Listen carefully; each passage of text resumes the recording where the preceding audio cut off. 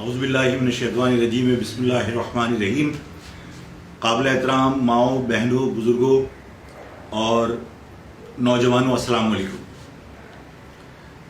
میں آج سب سے پہلے تو آپ لوگوں کا سب کا شکریہ ادا کرنا چاہتا ہوں دل کی گہرائیوں سے کہ آپ لوگوں نے 25 جولائی کا جو اجتماع تھا اس میں شرکت کر کے جو اتحاد کا مظاہرہ کیا ہے، اس سے پوری قوم کے اندر ایک بجلی سی دوڑ گئی، کرنٹ آ گیا ہے اور لوگوں میں امید بندھی ہے۔ لوگوں کو اس بات کا احساس ہو رہا تھا جب بارش کے باوجود خواتین، مرد حضرات، نوجوان اپنی اپنی جگہوں پر بغیر کسی پریشانی کے بیٹھے رہے اور 1986 والا ماحول نظر آ رہا تھا۔ تو آپ نے جس استقامت کا مظاہرہ کیا، جس اتحاد کا مظاہرہ کیا، آپ نے ثابت کیا کہ جب قومیں متحد ہوتی ہیں اور جب متحرک ہوتی ہیں، منظم ہوتی ہیں، تو وہ اسی طرح کی استقامت کا مظاہرہ کرتی ہیں اور یہ ثابت کرتے ہیں کہ ان کے لیے آندھی طوفان یہ کوئی معنی نہیں رکھتے جب وہ کوئی فیصلہ کر لیں۔ میں آپ سب کا پھر دل کی گہرائیوں سے شکریہ ادا کرتا ہوں۔ میری قوم کے نوجوانوں، میری ماؤں، بہنوں، بزرگوں، آج میں اس ویڈیو پیغام کے ذریعے آپ سے مخاطب ہوں۔ آج 1 اگست ہے۔ یہ اگست کا مہینہ اس پاکستان کی آزادی کا مہینہ ہے۔ میرے بزرگوں نے جو وطن بنایا تھا 1947 میں، جو آزادی حاصل کی تھی، اس کا پورے مہینے جشن منایا جاتا ہے۔ آج 1 اگست ہے۔ جشن کی تیاریوں کا آغاز ہو چکا ہے۔ کہیں پرچم چھاپے جا رہے ہیں، کہیں چھپے ہوئے پرچم فروخت ہو رہے ہیں، کہیں مختلف تقاریب کی تیاریاں شروع ہو چکی ہیں۔ میں آج آپ کو ایک خوشخبری دینا چاہتا ہوں اور وہ یہ کہ آپ کے بزرگوں کے بنائے ہوئے وطن کی آزادی کا جو سب سے بڑا جشن کا اجتماع ہوگا اس شہر کراچی میں، وہ لیاقت آباد میں جو مہاجروں کا دل ہے، مہاجروں کا گڑھ ہے، اس لیاقت آباد کے فلائی اوور کے اوپر ہوگا۔ آج سے آپ تیاریاں شروع کر دیجئے۔ تمام لوگ اپنی گاڑیاں، اپنی موٹر سائیکلیں، ان کی سروسز کروا لیجئے، پیٹرول چیک کر لیجئے، آئل چیک کر لیجئے، پانی چیک کر لیجئے۔ 13 تاریخ کے اجتماع کے وقت کسی کی گاڑی کا، بیٹری کا، فیول کا، آئل کا، پانی کا کوئی پرابلم نہیں ہونا چاہیے، اس لیے کہ وہ بہت بڑا اجتماع ہے اور اس میں بانیان پاکستان نے اس اجتماع میں، اس میں ریلی میں، اس جشن میں شرکت کر کے یہ ثابت کرنا ہے کہ بانیان پاکستان کی اولادیں جس طرح جشن مناتی ہیں اس کی کوئی مثال نہیں ملتی۔ کوئی شہر کا گھر ایسا نہ ہو کہ جو اس کے پاس 4 ویل اویلیبل ہو اور وہ اس 4 ویل کا استعمال کر کے وہاں نہ پہنچے، جس کے پاس موٹر سائیکل ہو اور وہ اس موٹر سائیکل کا استعمال کر کے وہاں نہ پہنچے۔ میری درخواست ہے کہ اپنی سواریوں کو ابھی سے تیار کر لیجئے۔ 13 تاریخ کی رات کو کہیں کوئی کوتاہی نہ ہو اور ہم اس دن بھی مثالی جشن کا مظاہرہ کریں اور یہ بتائیں کہ ہم پاکستان کی جو بانیان پاکستان کی اولادیں ہیں، ہم جشن جب مناتے ہیں تو پوری طاقت، پورے دل اور پورے حوصلے کے ساتھ اور پوری توانائیوں کے ساتھ مناتے ہیں۔ تو انشاءاللہ تعالیٰ 13 تاریخ کو اسی طرح جس طرح آپ نے 25 جولائی کو اپنے اتحاد کا مظاہرہ کیا تھا، میں وہاں آپ کا منتظر رہوں گا۔ وہاں ہم سیلیبریٹ کریں گے اپنی آزادی کو اور اس کے بعد 12:01 پر وہاں ساتھیوں نے آتش بازی کا بھی مثالی مظاہرے کا انتظام کیا ہے۔ میری قوم کی ماؤں، بہنوں، بزرگوں اور نوجوانوں، آج یہ موقع نہیں ہے، لیکن ظاہر ہے کہ جب محسن نقوی صاحب کا بیان تمام ٹی وی چینلز کے اوپر نشر کیا گیا، اخبارات کی زینت بنا، تو مجھے حیرانگی ہوئی کہ آج جب پاکستان میں بلوچستان، خیبر پختونخوا اور کشمیر دہشت گردی کی زد میں ہے اور باقی ماندہ پاکستان مہنگائی اور بدحال معیشت کی وجہ سے غیر یقینی کیفیت سے دو چار ہے، اضطراب کی کیفیت سے دو چار ہے، ایسے حالات کے اندر اعتماد پیدا کرنے کی بجائے، یقین پیدا کرنے کی بجائے، قوم کو حوصلہ دینے کی بجائے محسن نقوی صاحب کا بیان آیا کہ نظام کولیپس کر چکا ہے، اور نظام کے کولیپس کرنے کا مقصد یہ کہ ملک کولیپس کرنے کے لیے جا رہا ہے۔ ایسے حالات میں یہ بیان میرے لیے حیران کن ہے، اور میرا خیال یہ ہے کہ نہ صرف پولیٹیکل فورسز بلکہ اب عوام بھی اس سوشل میڈیا کے فعال ہونے کی وجہ سے یہ بہت اچھی طرح ادراک رکھتی ہے کہ جب آئین کے تحت یا آئین کی پاسداری کرتے ہوئے یا آئین پر عمل درآمد کر کے جب ملک چلائے جاتے ہیں تو کہیں کوئی کولیپس نہیں کرتا، لیکن جب اقتدار کے حصے دار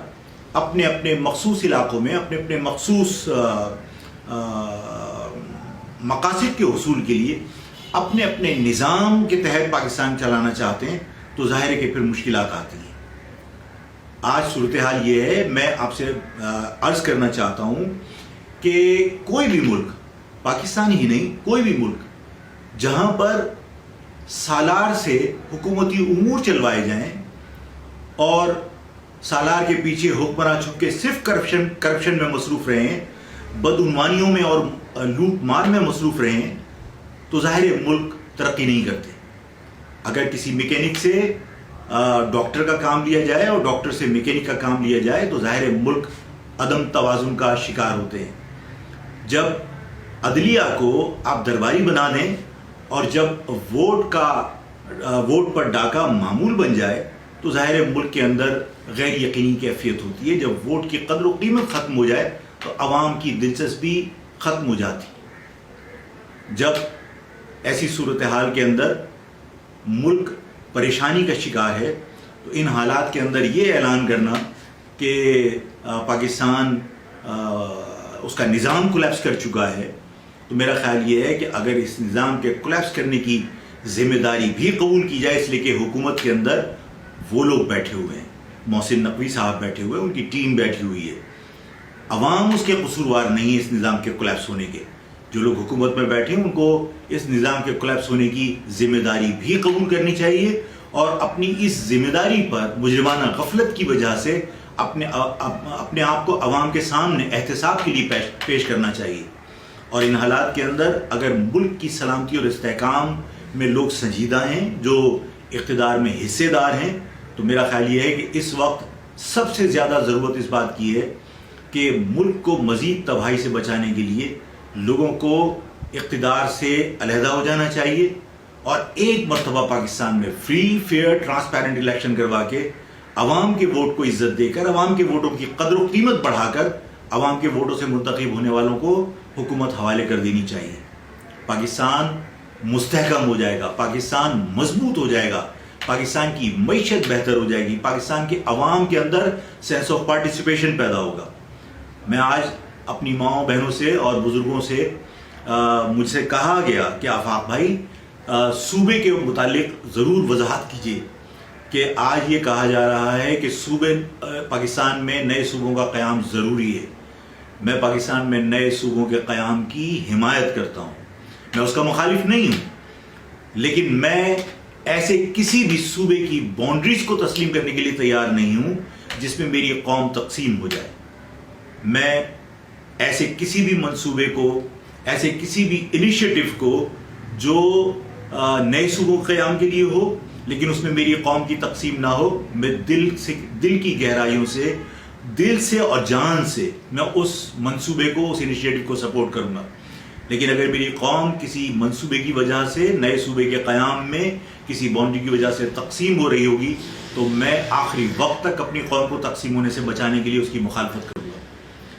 میں ان حالات کے اندر کہ جب نئے صوبے ضروری ہیں، میں اس بات کو بھی ضروری سمجھتا ہوں بتانا کہ جو لوگ آج پاکستان کی سلامتی اور پاکستان کے استحکام اور پاکستان کی ترقی کے لیے نئے صوبوں کے قیام کو ضروری سمجھتے ہیں، میں انہیں یہ بات بھی احساس دلانا چاہتا ہوں کہ ضروری یہ ہے کہ جو چھوٹی قومیتیں ہیں، جو عددی اعتبار سے کم ہیں اور عددی اعتبار سے کم ہونے کی وجہ سے وہ صوبے میں اقتدار میں کبھی حصے دار نہیں بن سکتی یا ان کے وسائل پر ان کا اختیار نہیں ہو سکتا. جب نئے صوبے بنائے جا رہے ہیں تو وہ انتظامی یونٹ انتظامی بنیاد پر نہیں ہونے چاہیے, وہ لسانی بنیاد پر ہونے چاہیے. مہاجروں میں احساس محرومی ہے, مہاجروں میں احساس شراکت پیدا کرنے کے لیے لسانی بنیاد پر ان کی قومیت کو تقسیم کیے بغیر, مہاجر قوم کو تقسیم کیے بغیر نیا صوبہ بننا چاہیے. سرائکیوں کو تقسیم کیے بغیر سرائکیوں کے لیے ایک نیا صوبہ بننا چاہیے. ہزارہ لوگوں کے لیے ان کو تقسیم کیے بغیر ان کا صوبہ بننا چاہیے, تاکہ وہ اقتدار میں اسی طرح حصے دار بن سکیں جس طرح پاکستان کے قیام سے لے کر آج تک پنجابی,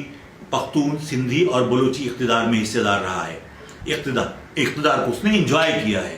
اور میں یہ سمجھتا ہوں کہ نئے صوبوں کا قیام اگر لسانی بنیاد پر ہوگا تو پاکستان مستحکم ہوگا, اس لیے کہ لوگوں کی احساس محرومی ختم کر کے جب احساس شراکت پیدا کی جائے گی, جب لوگوں کو یہ احساس ہوگا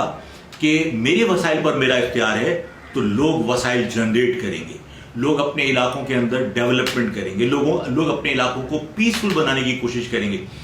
جب مقامی لوگ اقتدار میں نہیں ہوتے تو پھر ظاہر ہے کہ جو انفراسٹرکچر تباہ ہوتا ہے, جو لالسنس پیدا ہوتی ہے, اس کی مثال کراچی ہے کہ یہاں کے مقامی لوگ اقتدار کا حصہ نہیں ہیں, یہاں کے مقامی لوگوں کے ہاتھ میں انتظام نہیں ہے, جس کی وجہ سے یہاں جو لوگ کمانے کے لیے آتے ہیں انہیں اس کراچی کی ترقی یا کراچی کے پیس یا کراچی کے انفراسٹرکچر سے کوئی دلچسپی نہیں ہے علاوہ پیسے کمانے کے. یہ بات سب کو سمجھ آنی چاہیے کہ یہ کراچی انویسٹمنٹ کا دروازہ ہے. کراچی کو مقامی لوگوں کے حوالے نہیں کیا جائے گا, اور نئے صوبے کے خدوخال اگر اس قوم کو تقسیم کیے بغیر بنیں گے اور یہاں کے لوگ, مقامی لوگ اقتدار کو اسی طرح انجوائے کریں گے جس طرح پاکستان بننے سے اب تک سندھی کر رہا ہے, تو میں یہ سمجھتا ہوں کہ اس کراچی کی ترقی اور کراچی کی ترقی کے ساتھ پاکستان کی ترقی یقینی بن جائے گی. اس میں کسی کو شک نہیں ہونا چاہیے. میں اپنی قوم کے لوگوں سے ان کو یقین دلاتا ہوں کہ اس شہر کے لوگ, اس شہر میں جو لوگ کمانے کے لیے آئے ہیں وہ بھی ہمارے بھائی ہیں, اور ہم سب مل کر اس شہر کو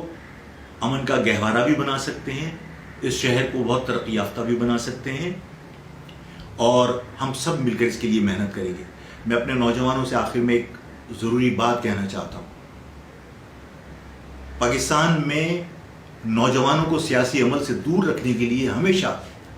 آمریت میں طلبہ تنظیموں پر پابندی لگی ہے, ٹریڈ یونینز پہ پابندی لگی ہے, اور ان پابندیوں کی حمایت تمام پولیٹیکل پارٹیز نے کی ہے. اور اب وقت قریب ہے جب سیاسی اور غیر سیاسی لوگ, یہ مہاجر نوجوان, یہ پاکستان بھر کے نوجوانوں کو اپنے مقاصد کے لیے متحرک کرنے کی کوشش کریں گے, استعمال کرنے کی کوشش کریں گے. میں پاکستان بھر کے نوجوانوں کو یہ کہنا چاہتا ہوں کہ اپنے آپ کو متحرک کیجئے, اپنے آپ کو متحد کیجئے, اپنے آپ کو حوصلہ مند بنائیے, اور یہ فیصلہ کر لیجئے کہ آپ کا متحرک ہونا, آپ کا متحد ہونا, آپ کی جد و جہد یہ آقاؤں کی تبدیلی کے لیے, نظام کی تبدیلی کے لیے نہیں ہونی چاہیے. آپ جتنی جد و جہد کریں اس بوسیدہ نظام کو ختم کرنے کے لیے اور آئین کی پاسداری اور ملک کی باغ ڈور سنبھالنے کے لیے کیجیے. آپ جس دن اپنے ملک کی باغ ڈور سنبھالنے کا فیصلہ کر لیں گے تو جو خاندان 30 سال سے اس ملک کو نچوڑ کے کھا رہے ہیں, اس کو لوٹ رہے ہیں, ان لوگوں سے نجات اسی وقت ملے گی جب نوجوان یہ فیصلہ کر لیں کہ پاکستان کی باغ ڈور وہ خود سنبھالیں گے. اس ملک کو اللہ تعالیٰ ہمیشہ قائم و دائم رکھے. ہم سب کو حوصلہ دے کہ ہم اپنے ملک کے لیے کسی قربانی سے درگزر کیے بغیر اس ملک کو مستحکم بنائیں, اس ملک کی معیشت کو مستحکم بنائیں, اس ملک کو اس کرۂ ارض پر عظیم قوم بنا کر, عظیم ملک بنا کر لوگوں کے سامنے پیش کریں. اللہ تعالیٰ ہم سب کی حفاظت فرمائے. اللہ حافظ.